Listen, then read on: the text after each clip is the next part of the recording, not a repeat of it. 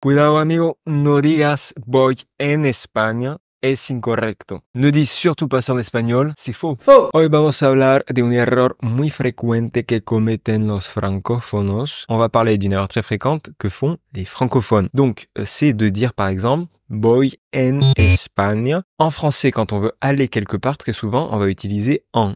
Je vais en Espagne. Je vais en France. Dans ces cas-là, en fait, il faut faire très attention parce qu'en espagnol, ça ne se traduit pas par un N-E-N. En. Es incorrecto usar la preposición en este caso en español, se usa la preposición a. Se usa a en vez de en.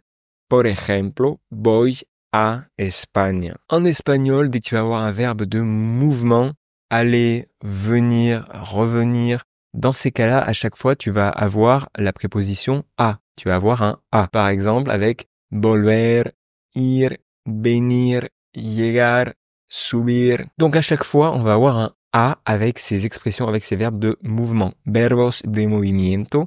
Por ejemplo, voy a España o vuelvo a Francia. Vuelvo a Francia. Ou encore, vengo a Cuba. Je viens à Cuba. Vengo a Cuba. Et un petit dernier, llego a Perú. Llego a Perú. J'arrive au Pérou. Et c'est le cas aussi par exemple du verbe subir. Subir qui veut dire monter. Attention, c'est un faux ami. Donc on va dire par exemple monter dans le bus. Me subo al bus. Me subo al bus. Je monte dans le bus. Au contraire, quand on va parler d'une localisation, d'une chose immobile, quand on est dans un endroit, mais quand il n'y a pas forcément de mouvement, on va utiliser justement le en. Se usa la preposición en cuando se habla de una ubicación de algo fijo, permanente. Se usa entonces en con verbos como estar, quedarse en, permanecer en o vivir en. À chaque fois donc que tu vas parler d'un endroit où tu te situes, qui n'a pas spécialement de mouvement, dans ces cas-là, tu vas bien utiliser en avec vivre,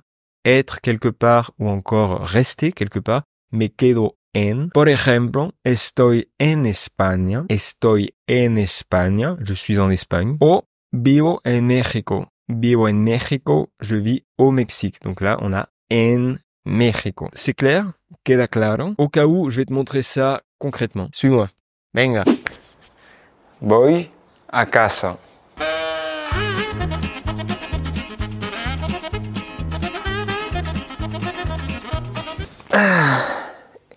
Estoy en casa.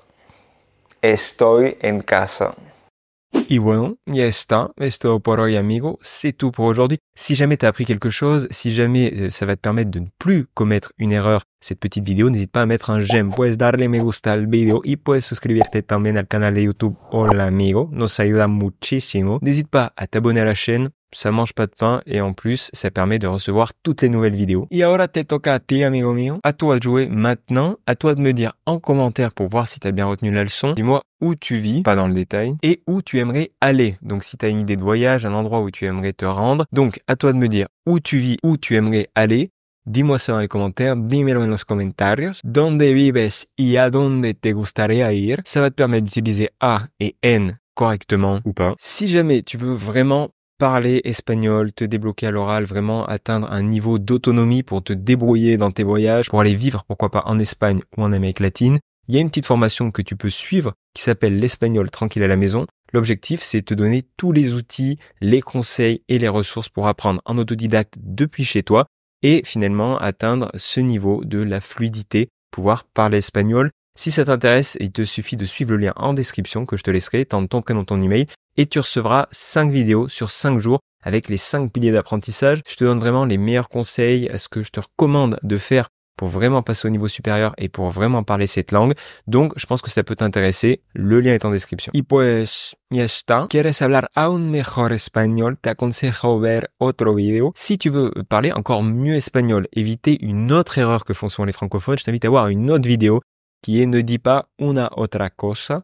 Donc, je vais te dire pourquoi il faut pas dire ça. Je vais te dire quelle est l'erreur d'ailleurs que font exactement les francophones en parlant de ça.